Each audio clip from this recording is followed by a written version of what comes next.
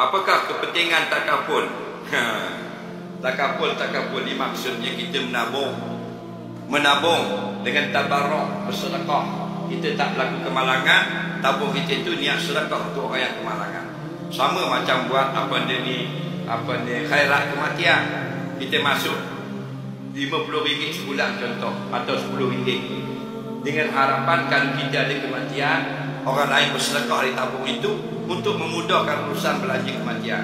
Sebab kadang-kadang ada masa kita tak ada duit, dan bila orang lain yang berlaku kematian, kita tabaruk, kita sedekah duit kita pula dalam simpanan untuk kegunaan keluarganya. Betul tak? Begitulah takaful, untuk meringan. Tapi jangan berpegang pada insurans. Itu haram hukumnya. Yang menjaga hidup kita bukan insurans, Allah. Nampak? Yang menjaga hidup kita, yang menjamin hidup kita bukan takaful, bukan insurans. Insurans ini, takaful ini ikhtiar. Allah suruh kita ikhtiar benda-benda yang baik, antaranya takaful. Selebihnya serah kepada Allah.